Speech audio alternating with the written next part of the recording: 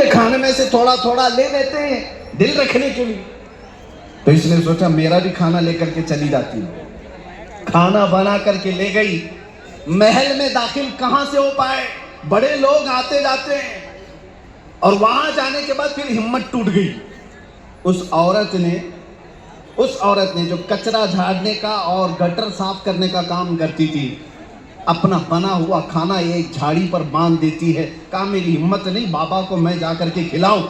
لوگ کیا سوچیں گے, کیا سمجھیں گے, مجھ کو حقیر سمجھتے ہیں لوگ, کم ذات کی سمجھتے ہیں. تو وہ اپنا کھانا نہیں لے جا سکی اندر. لیکن بہرحال دیدار کرنے کے لیے کسی کو روک ٹوک نہیں تھی, سب آ گئے. دسترخوان بچھا. تاج الدین بابا رحمت اللہ تعالیٰ علیہ کی نظروں کو سمجھو. دسترخوان پر نواب, رئیس, علماء, فقہا, بہت سارے لوگ اس دن کھانے لے کر آئے, اپنے اپنے توشے کھولے. تاج الاولیاء فرماتے ہیں چلو سب کھانا شروع کرو. کھانا شروع کرنے کے بعد آپ ہاتھ نہیں بڑھاتے, اس کے بعد آپ سے کہا جاتا آپ شروع کرو حضرت, اس کے بعد ہم شروع کریں. تاج الاولیاء کہتے ہیں آج ہمارا اس دسترخوان پہ کھانے کا من نہیں کر رہا, جاؤ باہر درخت پہ کھانا لٹکا ہوا وہ لے کر کے آ جاؤ. باہر درخت پہ کھانا کا توشہ لٹکا ہوا وہ لے کر کے آؤ. لوگوں نے کہا باہر درخت پہ کون کھانا باندھ کے جاتا ہے.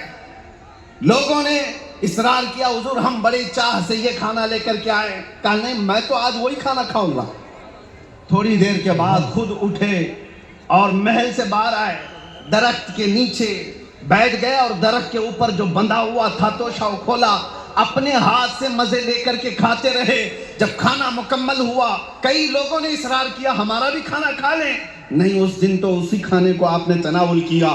بعد میں پوچھا لوگوں نے کہ یہ کھانا تھا کس کا, یہ کہاں سے بندھا تھا. تو وہ خاتون آگے بڑھ گئی اور کہا اگر میں نہ بتاؤں تو شاید یہ راز راز ہی رہ جائے.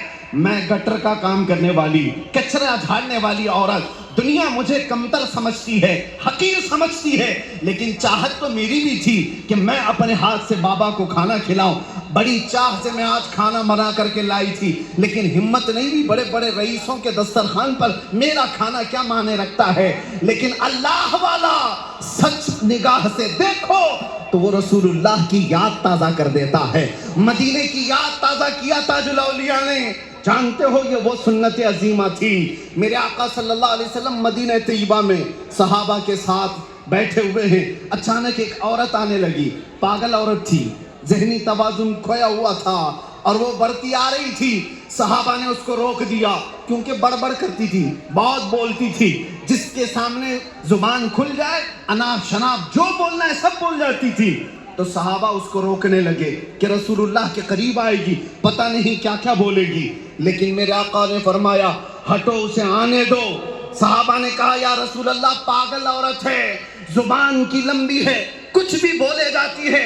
میرے آقا نے کیا فرمایا جانتے ہو نوجوانوں توجہ سے, حضور فرماتے ہیں مجھے پتا ہے پورے مدینے میں اس کا کوئی نہیں سنتا, اگر میں بھی نہ سنوں تو وہ کس کو سنائے. اگر میں بھی اس کی بات نہ سنوں تو وہ کس کے پاس جائے گی. پھر وہ خاتون کو راستہ چھوڑ دیا صحابہ نے. وہ آئی میرے آقا کے پاس, ایک بات کو 10 بار بولتی رہی. میرے آقا سنتے رہے, ہاں ہاں کرتے رہے, ایسے سنتے رہے جیسے کسی بڑے دانشور کی بات سنی جاتی ہے. اسے احساس تک ہونے نہیں دیا کہ وہ پاگل عورت ہے. میرے آقا کی عظیم سنت تھی جس کو 1400 سال بعد ناگپور کی سرزمین پر تاج الاولیاء نے زندہ کر کے دکھایا. ناموں سے رسالت کی حفاظت اس کو کہا جاتا ہے. یہاں ذات اونچی ہے نیچی ہے اس کا فرق نہیں. اللہ نے, میرے نبی نے آخری خطبے میں حجۃ الوداع میں فرمایا تھا کلکم من بنی آدم, کلکم من آدم و آدم من تراب. تم سب کے سب آدم سے پیدا کیے گئے ہو اور آدم کو مٹی سے بنایا گیا. اسلام ہے جو ذات پات کے فرق کو مٹانے آیا ہے, کوئی اونچا کوئی نیچا. اسی لیے میرے عزیزوں مسجدوں میں جائیں تو سب کے اگل بغل ہم دیکھتے نہیں ہیں کہ کوئی گیرج والا کھڑا ہے کہ کوئی محل والا کھڑا ہے. اسلام نے ہمیں شانے سے شانہ ملا کر کھڑے ہونے کا حکم دیا. تم گھر میں سیٹ ہو کے کروڑ پتی ہو گئے، اللہ کی بارگاہ میں سب انسان ایک برابر ہیں. یہ تاج الاولیاء نے درس دیا، اسی لیے ان کے آستانے پر آنے کے لیے کسی کو روک ٹوک آج بھی نہیں.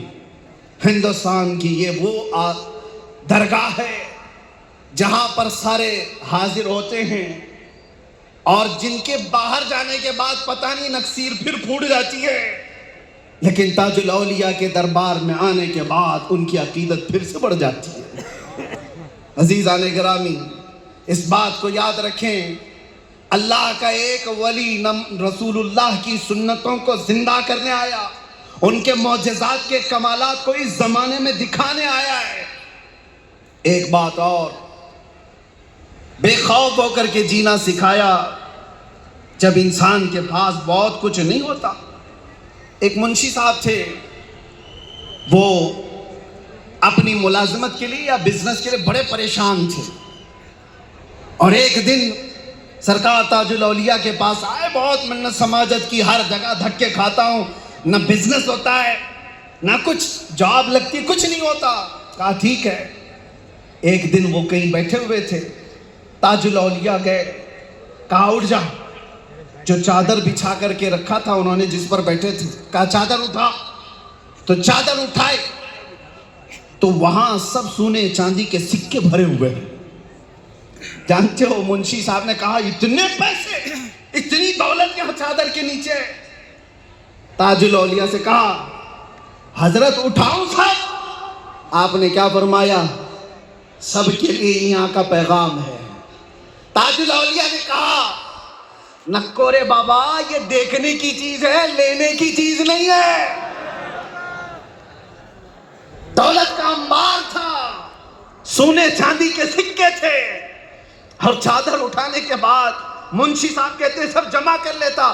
حضرت کہتے ہیں نہیں، یہ دیکھنے کی چیز ہے، لینے کی نہیں. لے لے گا بہت پریشان ہو جائے گا. پھر تاج اس پر چادر ڈال دی. منشی صاحب کہتے ہیں پھر میں بعد میں اٹھایا تو کچھ نہیں تھا، لیکن زندگی بھر اس واقعے نے مجھے ایسا غنی بنا دیا تھا کہ کبھی محتاجی نہیں آئی. عزیزان گرامی وقار، ہماری زندگی